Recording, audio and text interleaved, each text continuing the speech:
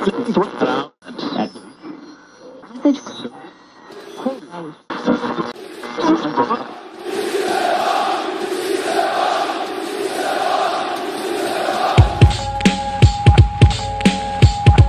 this is Matt, Kosei, Mark, Guillaume, James, Mel, Zach. This is David. Terry here.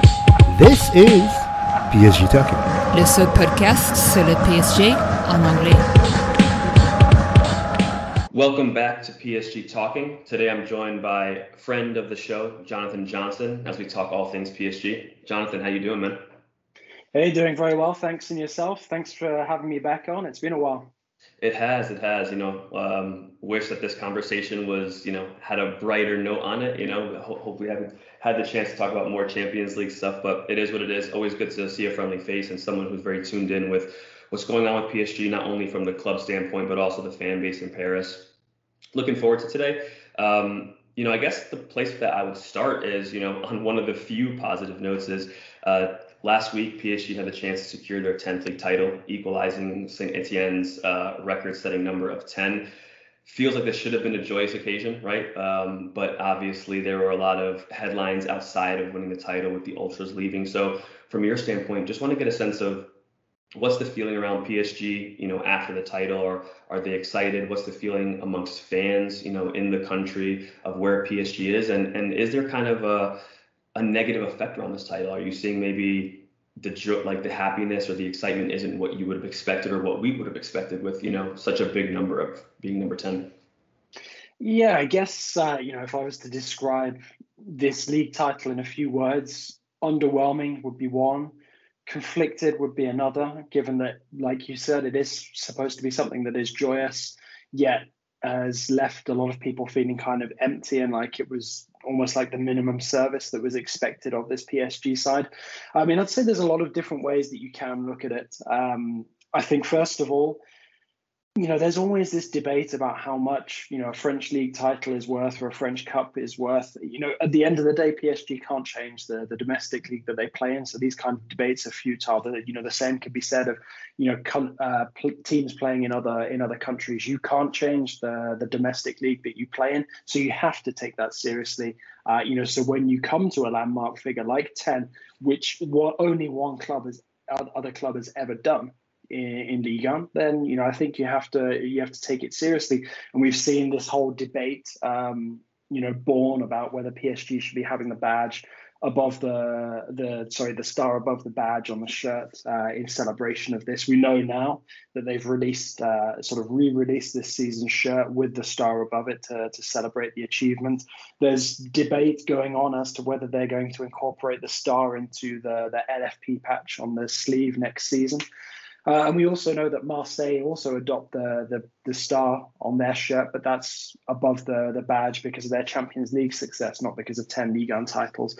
So as far as domestic achievement goes, I think it is an important landmark, and it would be nice, for it to feel as important for the club as it is to the fans. And I think that's one of the reasons why you see a lot of this awkwardness, why the Ultras wanted to sort of do their own thing, because they know that for them, they always have the club's best interest at heart, so always want to celebrate something like that, despite the fact that it has been an underwhelming season overall.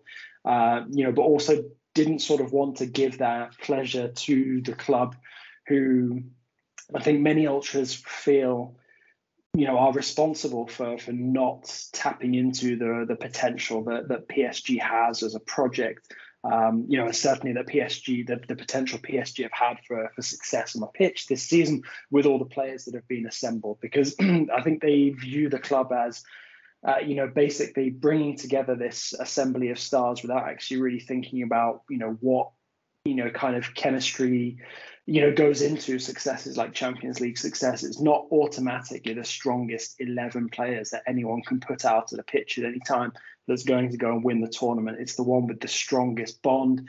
And part of that disappointment as well is, I think, PSG fans feel a bit of, I wouldn't say betrayal, it's too strong a word, but they feel like they were sold a dream with Pochettino that hasn't come to fruition, and that's been very disappointing. Pochettino, being a former player and former captain of the team, he used to speak a lot when he wasn't in the PSG job about how it was almost destiny that he'd come back to PSG, that there was this really strong emotional attachment. And I think as soon as he came back, that gave PSG fans, ultras, and others, something really, really positive to rally around. And it's just been massively underwhelming pretty much since the very first few moments. I think once it became obvious that Pochettino didn't really and wasn't really going to be communicating in French, was not committed enough to the project to actually sort of uproot his life and move back to Paris. And also, perhaps wasn't as emotionally invested in PSG, as he led us to believe. And I think that has contributed a lot towards this poisonous atmosphere as well. That and the fact that I think, it's almost kind of like decorating a Christmas tree when you think about PSG and each kind of summer that comes around. Do you really need another couple of stars at the very top of the tree? I think people felt like a lot of the additions made, last summer were not really necessary. Sure, bringing in Lionel Messi at any given point, for any given club is going to be an exciting moment. But what we've seen on the pitch hasn't lived up to the hype, that followed him from Barcelona to Paris. And some of the smarter moves, kind of got lost, in the madness of all of that. Donnarumma, in terms of his age and ability, was an important addition, despite the fact that it created some unnecessary competition with Keylor Navas for this season. Nuno Mendes has been a fantastic addition at left back. Not all of PSG's transfer dealings have been busts this season. Hakimi as well, another important part that's been added, who should be, a big part of what PSG are doing moving forward. But Ramos, Messi, Wijnaldum, probably the biggest star names out of all of those that came in have been, hugely disappointing. And I think, PSG fans and ultras, a lot of sort of the ones that kind of predate Qatar feel like it's almost made PSG a bit of a laughing stock at times, because they're only taken seriously as long as they're competitive in the Champions League. And as soon as they drop out of it, like every other thing that they do, domestically or otherwise, just gets belittled. And I think many people blame the club and the direction for that, because they're now under this scrutiny that has been set up for them by the current ownership. They wouldn't be judged against these goals had the owners not come in back in 2011 and said, we're going to be winning the Champions League very soon, something that still hasn't happened 10 years on. Yeah, I mean, you hit the nail on the head. I think you mentioned the star on the badge, and I think it kind of goes in line with what the fan base has spoken of, right? And the ultras have spoken of, about just the team has become more of a marketing machine than a football team, right? And it's like the big names.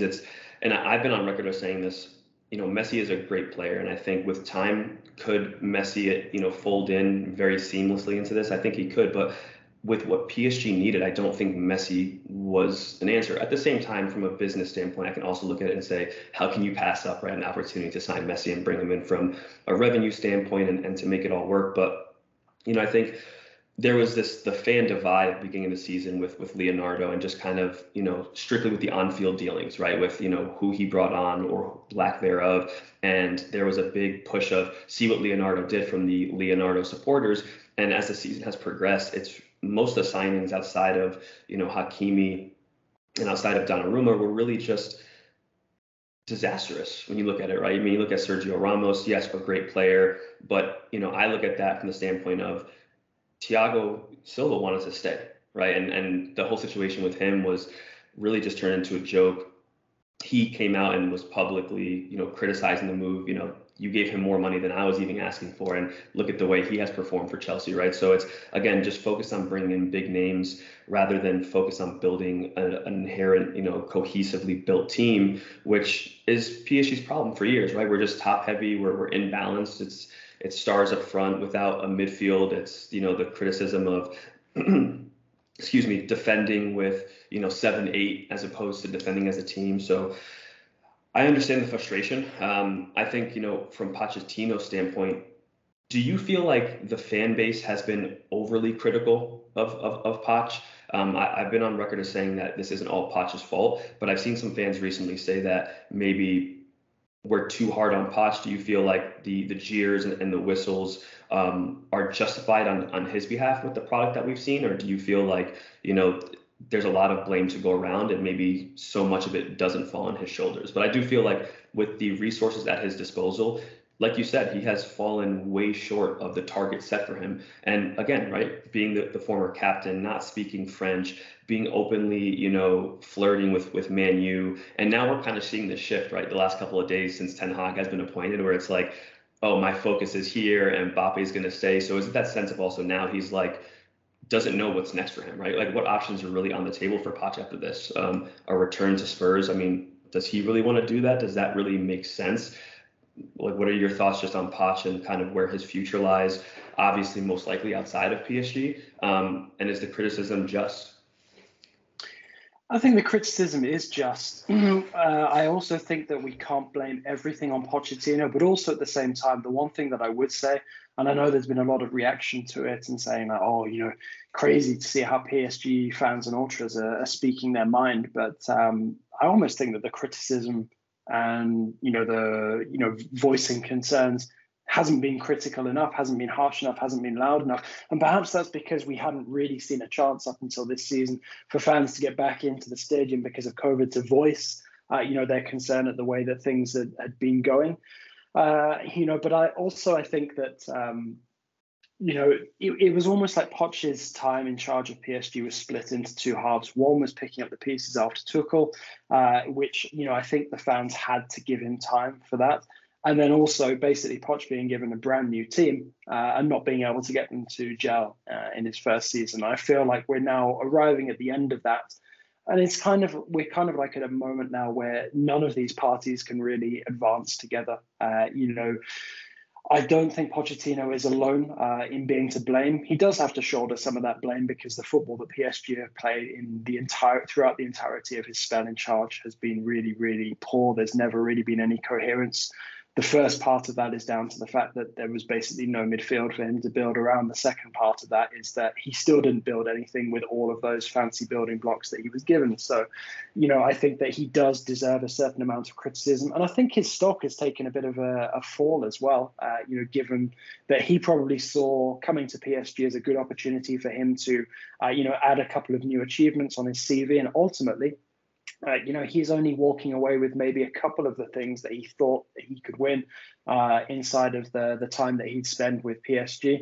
But, I do also think that a lot of the criticism has to, fall on Leonardo's shoulders. Leonardo has been the strong man for PSG now for the last 3 years or so since he came back in 2019. Let's not forget, he came back at a time when Nasser Al-Khelaifi was, indisposed and wasn't able to be there sort of on a day-to-day basis. So Leonardo naturally came back with more power than he had before. When you're looking, if we're still just looking at him solely as a sporting director, some of the decisions, like the transfer decisions, just being mind-boggling. Mauro Icardi buying him, despite the fact that he dropped into awful form, and still going through with that loan, with the purchase option of his loan deal. That was madness. Spending big money. Like you said, it depends on whether a player actually serves a purpose for the team or for the business as a whole. And it feels like a lot of the decisions had almost been business driven as opposed to thinking what was best for the team as a whole. You mentioned the situation with Sergio Ramos, Thiago Silva. I think as well, something else that came back to haunt PSG at that time, and it's something that Leonardo has never been able to master, was really getting academy graduates to believe the fact that they'd be able to get minutes, because look at what's happened to Tanguy Kressi. Decided to go to Bayern Munich when he was getting minutes with PSG and was on the verge of sort of establishing himself as an alternative to Kimpembe or Marquinhos, somebody who would have been in the form that he was in with PSG, much more effective than Ramos, much more reliable. Yet he's moved to Bayern Munich. That hasn't worked out. So his career is now at a bit of a crossroads much earlier than many would have expected. And PSG were left sort of having to fill that gap and ending up going for somebody like Ramos, who, might as well have not been there for the majority of the season, considering how often he was injured. So it is hugely frustrating. So there are a lot of mitigating circumstances, and we have to, I guess, cut Pochettino a little bit of slack because of that. But also, you can't, sort of absolve him of all blame when you look at some of the things that have gone on this season. His failure to use the talented young kids that are coming through from the academy, despite the fact that he loves to talk about it, in pre-match and post-match press conferences, it's just nonsensical some of the time. And I think that PSG now they're now arriving at a moment, whether or not the club leadership realizes or not, we'll have to wait and see. But there is now a need. If PSG are to continue to be one of the biggest clubs in the world, they have to take things back to what's actually happening on the pitch. It has to be about the football once again. It has to be about the sport once again. Otherwise, PSG will quickly lose all credibility as a project. With the players that are there at this moment in time, it is a credible project. More big name players will want to come. Coaches will want to coach the team. So there is still a possibility for PSG to be a sporting success. But if they're to be a sporting success in the future, and when we're saying that, we're talking about, winning the Champions League as they crave, getting back to being the dominant domestic power that wins Ligue and the Coupe de France at the same time every season. They have to take it back to what's actually going on the pitch. And if they lose somebody like a Kylian Mbappe, who's seeing all of this going on, has seen the way that the project hasn't really been focused on the sporting side of things recently, that will be a huge, huge blow. And I think, Mbappe must be in a really weird situation where he's, experiencing some of the first successes of his career in terms of titles coming in. Yet knows that he's also at a club that has seen this kind of importance marginalized over the last couple of years. And I also think that a lot of people like Pochettino coming into the club will have realized that they're coming in with a lot of pressure, a lot of need to succeed. And, it feels like there is, responsibility on a lot of shoulders, some on the players, some on Pochettino, some on Leonardo. It has to be shared. You can't just point your finger at one person and say, this is the reason why PSG haven't kicked on over the last couple of years since reaching the Champions League final in 2020. Yeah, no, I agree. I think, and I've said similar things, even with Tuchel, and I was a big, advocate of, I personally, not that we can go back in time, but I didn't feel that letting go of Tuchel at that time was the right move, just because, he wasn't perfect, but mitigating circumstances. There was a stat out there that I think the season that we let him go, he had started 23 different lineups in, 30 games. You had COVID, and these were problems that Poch, same thing, right? He dealt with a lot of the same issues, and any manager would have. But I do think, the product on the field it has to be the most important thing. And the product that he put on the field with the resources at his disposal was just, well below par. And when you mentioned, his stock, has to have taken a hit, I was so shocked that Man United at that time was so adamant, right, about we need to bring in Poch. I don't know how a team could see what he's done in Paris over the last 2 seasons and just feel like he was a shoo-in. But the question there is, are they even looking at what he's achieving in France or not achieving? It is for United and for Spurs to be interested in having Pochettino back. They must just be basing that on what he did in the Premier League.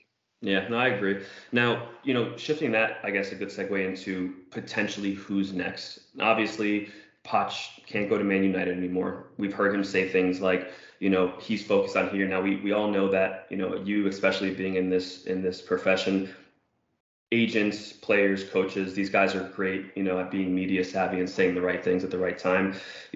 Does Poch really think potentially that, or want to see if he could stay at PSG? Do you think he personally, even if we don't want to keep him, that he's not even interested in staying? And if he was to leave, names like Conte, Joachim Low, Thiago Motta, obviously we've heard Zidane, but now I'm hearing Zidane, his priority is the France team. Who knows if that is going to be a possibility? Do you see that as being a realistic, chance? Or if you had to put your money on it, do you think PSG will end up with someone outside of Zidane as a head coach? And as a fan, is there anyone that you see as you'd be interested to see on the bench and on the touchline? Because I'll be honest, yes, I love Thiago Motta. He's a club legend. I know he's seen as a club child, someone that's been here for a long time. Joachim Low is not someone that I'm particularly interested in seeing. Conte, he's a great coach. My concern with him is what we have focused and put a lot of our pressure on is the Champions League. That's not somewhere where he succeeded. And is his style, and what he asked for from the players, is that going to be a clash with some of the more ego-based players we have, the star-based names like the Mbappes, the Neymars, who he's going to ask them to defend and track back and do all these things, and who's very combustible, right? And we've seen PSG being a very, combustible team, and I just see that's like oil and water. I feel like Conte and PSG. Not that I wouldn't prefer him over Poch, but I don't know. There's just like a lot of red flags there for me. Yeah, I mean, starting with Conte, that it is a really interesting possibility.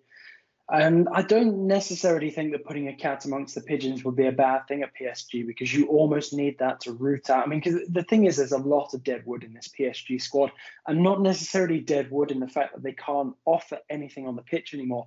There's a lot of dead wood in the mentality that a lot of these players have. They don't have that desire, that hunger that you need. And sometimes what you exactly. I mean, what you need is somebody who comes in and will give all of those players some sort of hunger, a desire to want to go and play football again, and actually show that they can do something and justify all of this money that they get paid. Obviously, it's very easy for some of them to just stay there, collect a check at the end of each week, at the end of each month, and then not really do that much other than just turn up at training. But it's, I think whenever you make a managerial change, it brings the opportunity for a fresh start for a number of people. And although we talk about a mass exodus of players at PSG, being realistic, there's not going to be a major fire sale where PSG get rid of 10, 15 players, all in one swoop. It's not going to be that. So it's going to have to be somebody who can come in, see what he's got to work with, obviously potentially add a few new pieces, but, try to basically rediscover an entirely new player by motivating one of these guys who's fallen out of favor. And with those kind of guys, we're talking about Kazawas, Drexlers, Tito Kerrer, those kind of, even though Kerrer I thought had a very good sort of mid-season with PSG this campaign, and then just seemed to fall away again, whether Pochettino doesn't have any faith in him or whatever. We can debate all of that, but whoever is this next PSG coach, I think has to be somebody who has that ability to look at what he inherits and actually try to unearth, some of these gems. I mean, it's funny, like when you listen to all of the debates about the challenges that Erik ten Hag is going to face at Manchester United, it is similar challenges to what any new coach at PSG would face. Now, Conte, in terms of his style of play, we can debate about whether he'd be a good fit with PSG's squad or not. But the bottom line is, with Conte, wherever he goes, he wants to bring in his own style of players. And I imagine that Tottenham had already drawn up a shortlist for this summer of players that he wants to bring in that would fit his profile. And that would mean that quite a few noses are put out of joint. And like I said, that's not necessarily a bad thing. But for someone who generally has, a track record of staying in places for a short period of time, I'm not sure that's the wisest thing for PSG, because when PSG sign a player, it generally means that they're in it for the long haul, because it's very difficult to get rid of them. So for me, I would look at somebody who can almost get the best out of what he inherits, which makes sense with the Zidane link, given what he's done with Real Madrid, given sort of how he has a reputation for being able to handle the biggest egos, the players with the biggest reputations. But also at the same time, it's understandable that Zidane would want to wait and see what happens with the French national team. Because if Deschamps does, for example, leave after the World Cup in Qatar at the end of this year, it's possibly going to be the only time in the next 10 years that Zidane has a shot at Ligue 1. We don't know what tomorrow will hold. And if Deschamps has a great World Cup with France, perhaps that chance is gone for another at least 2 years for Zidane. But I think he's going to feel like he wants to wait to see how that one pans out. Now, I don't think he's necessarily ready for the PSG job, given that he's only been coaching Spezia. But Motta, in terms of the former players that PSG have, sort of, if you're wanting to go for like a Pep Guardiola blueprint kind of coaching development, he's probably the closest that PSG have to that at this moment in time. Zoumana Kamara, if he got some senior experience, could also potentially be that guy in a couple of years' time. But it is a big risk. But the thing that I would say about Motta now is that Motta's window for having the respect of the dressing room is closing, because there's not many people at PSG at the moment who would have played alongside him. Verratti, the obvious exception there. And there's also not going to be that many players in the future, who really remember being tuned in, to what Motta was doing with PSG at the time. I think there's enough players in that squad at this moment in time that might respect him and give him that opportunity to try and establish himself. And I think that if PSG don't have any obvious candidate that they want to bring in, they'd be wasting their time with Joachim Löw, by the way. I don't think he has anything to give at club level after spending so much time in the international game. And I don't think a sort of Rangnick-esque sort of curveball option, is going to work out that well. I mean, look what's happened with him at United. I think PSG needs a deal in known quantities. And if Zidane really is their first choice and he doesn't want the job right now, then they should look potentially for a stopgap option. I don't think they can continue with Pochettino in the same way that they couldn't continue with Tuchel. Once there is that break between the players and the coach, I think it's very difficult to win it back.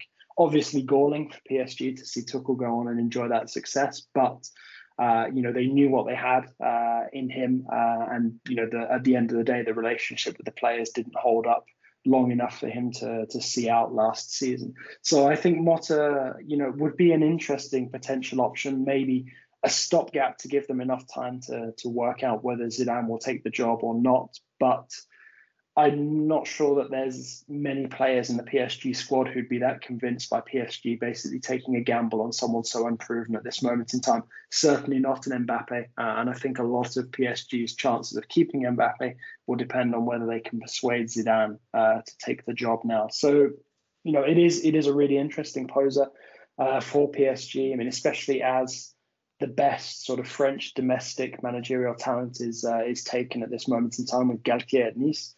There is no obvious candidate for this succession to Pochettino. And I mean, unless you go for somebody like an Ancelotti, but it now doesn't look likely that Ancelotti will be moving on from Real after his recent success. And again, it's somebody that PSG have already tried. So it is really, really difficult to see where that obvious fit is going to be. If Zidane, who sounds like he is the main choice for the Qatari owners, doesn't want the job right now, then I think it's the opportunity for PSG to perhaps give almost take a little bit of a risk, and I think that's why Motta might start to make more sense.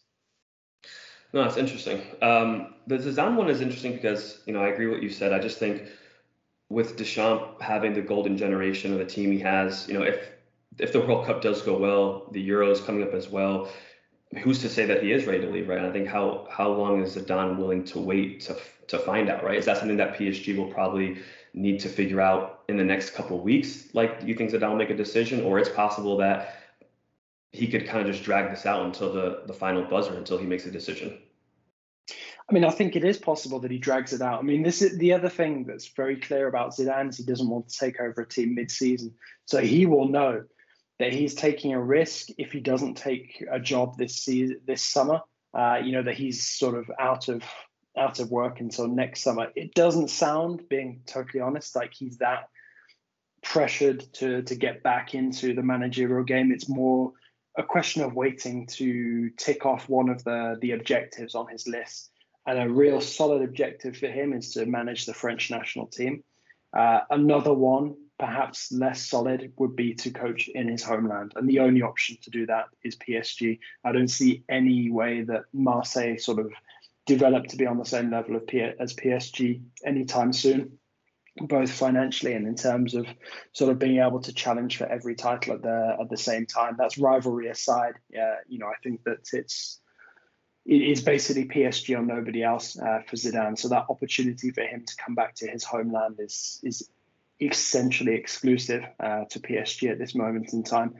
But, given the way that France have performed over the last year or so since dropping out of the Euros in pretty humiliating fashion, suddenly they seem to still have a bit of life under Deschamps. So like you said, it's, he's almost in danger of playing it out too long, Zidane. So, I'd say as much as we're talking about PSG sort of being under pressure to make a decision this summer. I mean, there's also a fair amount of that on Zidane as well. Gotcha. And this is like you mentioned the name, and I've actually thought about before, but Galtier, is that something that is even possible? Have PSG looked at him? Is there an option or possibility to pry him away from Nice, or is that just like, is he even interested in coaching the potential top team in France with the way his career, has gone, and he's made moves, throughout his career? I mean, if you listen to the comments when he's been asked that question before, he definitely wouldn't ignore the opportunity to coach PSG if it was offered. I don't think he believes in it too much right now, or didn't up until he won the league with Lille. Whether or not he feels like he's capable or worthy of doing that right now, I think he probably recognizes that there are maybe managers who have more silverware on their CV who are being linked with PSG. But I think he would also look at the fact that Pochettino, hasn't won more than him in terms of what you look at on his resume, and still got the job. Yes, he was a former player, former captain, so there is that link there. But I don't think Galtier will feel like he's a million miles away from it. And I think if PSG really wanted him, they would be able to prize him away from Nice. But I think in terms of working out whether Galtier really has, what it takes to be PSG coach, I think the thing that would put him on their radar is if he leads this Nice side, to the Champions League, makes them a title contender, perhaps wins the Coupe de France as early as this season, not forgetting that they are in the final. So what happens now for him on the French Riviera is definitely going to have a say in whether PSG look at him in the future, perhaps when they next have a managerial opening. I'm not sure that I could see them trying to raid Nice this summer. But then again, if Zidane turns them down and they're not willing to take that risk on Motta, then, they are going to have to look for somebody who, knows the league, would be able to get the best out of the team, and would also sort of not be afraid, of making his voice heard in what is a very powerful dressing room. And Galtier is somebody who has won the respect of numerous opponents and adversaries in the past. Zlatan Ibrahimovic was very respectful towards him in his time. Let's not forget some of the great battles that PSG had with his Saint-Étienne team over the years. So, I think he is somebody who's not far away from being sort of considered seriously. But I think that it would require PSG to be a bit more pragmatic in the way that they view the sporting project, which they're not at this moment in time when you've got someone like Leonardo calling the shots or involved in that decision-making process. Yeah, transitioning to Leonardo, I think, one thing that it seems the ultras and also the fan base, right, has clamored for is PSG getting to a point where, they're investing more in the talent, right, within France, right, whether that's from a coaching perspective or even a youthful talent perspective. You see teams, and, we mentioned it with the Bundesliga. I've made the comment of like other teams kind of, bowing to Bayern, right, and giving talent away or making deals in Italy where you have, Moise Kean going back there on like a very fruitful loan deal, right, with Everton to get him there, deals that PSG wouldn't get. When we look at the future for, who runs the shots or calls the shots, obviously below Nasser at PSG, what are some of the names that fans should look for, this summer? Is it likely that Leonardo would leave? And I'll throw actually like an X factor at you, a name that I've thought of. He did very well at Monaco. He did very, very well at Nice. And I've actually wanted to ask you this for a while, is Luis Campos, right? Is that someone who, I think he's actually thrown his name out, to PSG, that he's interested in the job, someone who is very good at selling, very good at making money on youth players, as well as putting together teams based around youth. Is he someone that PSG has looked at? And if not, is the Arsene Wenger a realistic option? Conte, has his own links of who he'd want to bring in, apparently, on some of the reports. So I'm just trying to think and give the fans, or the listeners a good sense of what are realistic options and, who would you like to see, out of those options to come in and potentially run the shots? I mean, it's difficult to not get excited about the possibility of like a Wenger, Zidane, double team at the top of PSG. But the chances of that happening, I wouldn't say are impossible, but it's fairly slim at this moment in time. Wenger does have good links with Qatar, and it wouldn't surprise me now that this whole biennial World Cup thing has fallen through that maybe there is an opening for him to get back into the game one last time. I mean, he was speaking about it recently. Whether he'd accept sort of being like almost like a half president, half sporting director. I guess PSG would just have to try their luck and see what he says. Whether that would be compatible, with somebody like Nasser, I guess we'd have to wait and see. But I think Leonardo's time is coming to an end. He's recognised recently that meetings are going on in Doha without him. That suggests that there is a possibility that he is still moved on. It's going to cost PSG a lot, to get rid of Pochettino and to get rid of Leonardo in the same summer.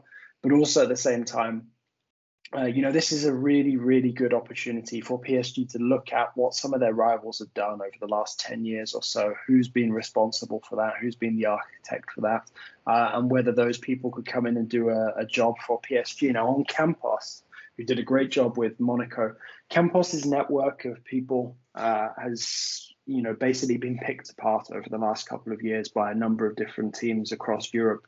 And I think that's why Campos is no longer as sought after as he was when he first left Lille, because obviously he went from Monaco to Lille, had great success, with both for quite short periods of time. And now people have recognized that there are members of the squad or the team around him, who do a lot of the important parts of his job. And with them moving on to pastures new, Campos is he definitely has that reputation, but he doesn't have the same team. So it's interesting to know, what his next sort of project, will be if he can be a success. I think I've seen that he's going to be involved with Celta Vigo in some way, kind of like on a consultancy basis, like Ralph Rangnick. So, let's see how that one goes first and see if his name is still, holding its stock. The other interesting one, is Edwards from Liverpool moving on this summer. Somebody who has got a lot of deserved praise, and somebody who obviously knows what it takes to lead a club, a huge club, to sustain success in sometimes demanding circumstances.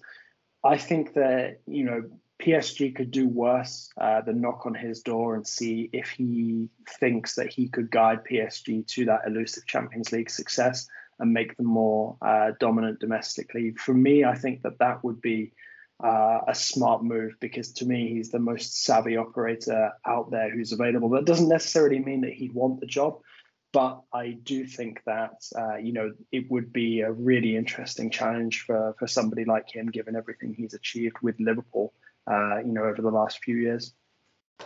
No, that's a great shout. And I've actually, I've thought about Michael Edwards. And for anyone that doesn't know, I think I had someone ask me why he left Liverpool. From what I read, it was just a timing thing. I think he always set for himself that he wanted to, do a certain amount of time, that he feels like in order for not only, a person, sporting director or president to grow in their career, but as well as for a team to progress, change is needed. Right. And I think he just felt like the timing was right for him. He had a date and a year set in his mind. So it wasn't anything, negative of him leaving. It was just a personal choice and wanting to do that. So all great stuff. Before we get out of here, I think just wanting to wrap up, we touched on a lot of great stuff. It's going to be a busy summer. I think from the top down at PSG, a lot of change. And I think that's what the ultras and the fan base do want to see. Like you alluded to, how much change can truly be done is yet to be seen, because of the amount of funds it will take to get rid of Pochettino, Leonardo, and other stuff. PSG has been heavily linked with players like Pogba, Dembele. Where do we stand on that? Is it kind of just more of the same with Pogba and Dembele, right? Going for big names who have some red flags around them. Do you think that these are good solutions? And does Dembele want to come here? I've also heard that, he's back in talks with Barcelona. The two teams or sides are getting closer. He is open to reducing his wage. And I read yesterday that, PSG did put a formal offer in. So just interested to see, some of the names to look for this summer for players potentially coming in. As we know, we'll also look to get rid of some players as well. Yeah, I mean, Pogba and Dembele are interesting profiles. Obviously, they would make the team more French if PSG did bring them in, which is obviously a big plus. But also, that they would come in with no shortage of complicating factors. I think sort of, I think Pogba, maybe less so Dembele, would be sort of aware of sort of the ability to fall into sort of bad habits, that might come with going back to sort of where you've come from. We've seen it happen before with guys like Serge Aurier, where you almost kind of get complacent, and that allows silly mistakes to be made, and it stops you from fulfilling your potential. For me, Pogba coming back to France in one way is not a bad thing because of the way that he handles himself with the French national team. He's a different player with France to the one that we see with United. And I don't think it would do him any good continuing with United any further than, his current contract, which ends this summer. But I don't think that necessarily PSG would be the best fit. I mean, yeah, the prospect of Pogba and Verratti in midfield for PSG on paper, it's great and it's mouth-watering. Doesn't necessarily mean that it'll work and be as brilliant as people think it would. I mean, I'm kind of torn a little bit because I know that PSG's midfield can't really get much more workmanlike than it already is. But I think that the transfer strategy needs to be thought out a little bit more. And this, to me, seems more in line with what Leonardo has been going for these last couple of years, where it's quite easy to obtain big names, just one that happens to be French and also hailing from the Paris region, who can be obtained without having to negotiate for a transfer, and basically just has to discuss his wages. Obviously, he could have also called upon the help of the late Mino Raiola, and Mino's business. Whether or not that's still an option, I imagine it probably is, given sort of how that stable had grown over the years.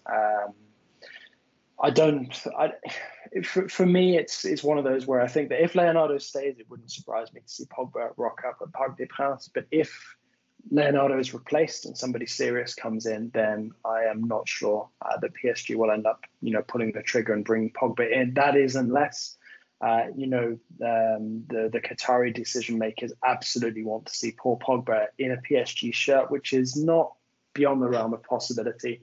And I think Dembele is just basically an opportunity, again, like Pogba, but one that's maybe less obvious. I mean, I think anybody knows, like Barcelona as well, in negotiating his contract extension, Dembele is a lottery, even on his best days. Sometimes he can be a fantastic player, and other times you're almost better off without him. And I think that, for PSG to miss out on his signature, even as a free agent, would not necessarily be a bad thing, because again, like Pogba, it would be a huge boost to add 2 France internationals on paper to the squad.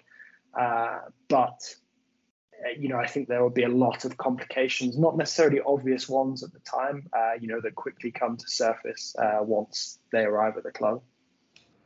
Perfect. All right. So I'm going to let you get out of here as we close up. What I will ask you, though, and we'll see, this is more a fan question to you, is outside of Pogba, outside of Dembele, and I'll give you my answer as well, one player that you would like to see PSG take a run at, that you would enjoy seeing in a PSG shirt next season, if possible. It could be anybody. Yeah, it is a really tough topic, because there's a lot of players that I've really enjoyed watching over the last couple of months. I mean, obviously, I'm very lucky to do what I do and get to watch so much top quality football, with work and also whenever I'm at the stadium. But somebody who I think is underrated and is going to be a really good pickup this summer for whichever club goes in for him is Seko Fofana from Lens. And I'm not saying necessarily I think he'd be a massive difference maker for PSG on his own, but that kind of profile of player, I think is what PSG should be aspiring to develop the necessary chemistry on the pitch to get them closer to Champions League success. Like I said, I don't think it's necessarily signing Fofana is going to solve all of PSG's problems, but it's going for that kind of fit, that is going to do more for PSG than signing guys like Paredes, Wijnaldum, Herrera, in the last couple of years. You know, people spend a lot of time criticizing Danilo Pereira, you know, because he's got quite a limited skill set. They maybe forget that he's quite a versatile player. But the one thing that always gets overlooked about Pereira that I like about him is he has the right mentality to blend in with a squad. He doesn't expect to be an undisputed starter.